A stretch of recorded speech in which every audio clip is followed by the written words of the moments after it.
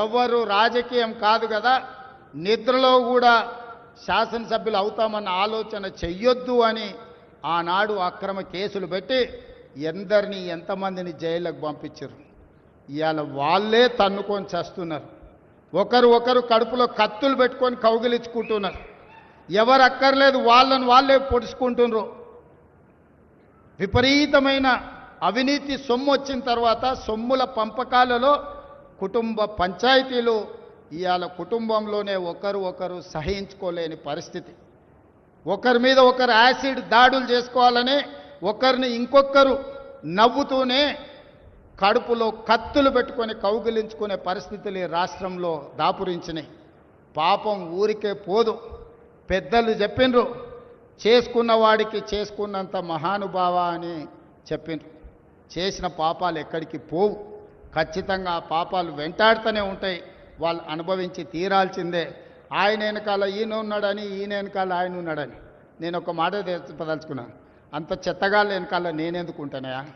నేను నాయకుడిని ఉంటే ముందుంటా, మా వాళ్ళకి తోడుకుంటా. వాళ్ళ కుటుంబాలు వాళ్ళు కత్తులతో పొడుచుకొని హరీష్ రావు, సంతోష్ రావు వెనకాల రేవంత్ రెడ్డి ఉన్నాడు అని ఒకరంటే, లేదు కల్వకుంట్ల కవిత గారు వెనకాల రేవంత్ రెడ్డి ఉన్నాడని. మీరంతా దిక్కుమాల్లో అని తెలంగాణ ప్రజలు బండకేసి కొడితే మీ వెనకాల ఎవడన్నా బుద్ధునోడు ఉంటాడా? అన్నం తినవాడు ఎవడన్నా మీతోను ఉంటాడా? నేను ఉండేది పాలమూరు జిల్లా 4 కోట్ల తెలంగాణ ప్రజల వెనుక ఉంటా, తోడుంటా, వాళ్ళ కోసం పని చేస్తా. నాకంత సమయం లేదు ఇంత పనికిమాలతోని కలిసి. లేకపోతే వాళ్ళ మీకు మీరే పంపకాలలో వచ్చిన పంచాయతీలు మీరే పొడుచుకుంటారు. మేము చూస్తే చాలు. జరుగుతున్న పరిణామాలు అందరికీ తెలుసు.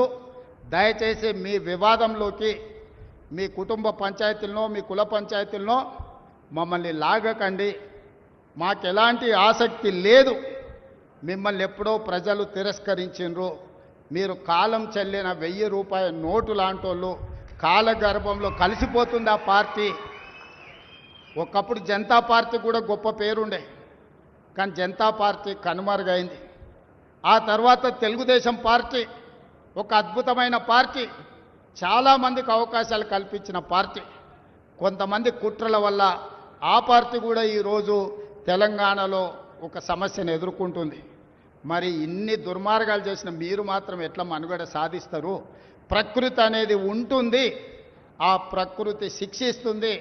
అందులో మనకి ఎవరికి ఏమాత్రం ప్రమేయం లేదు. అసలైన తొలి వెలుగు.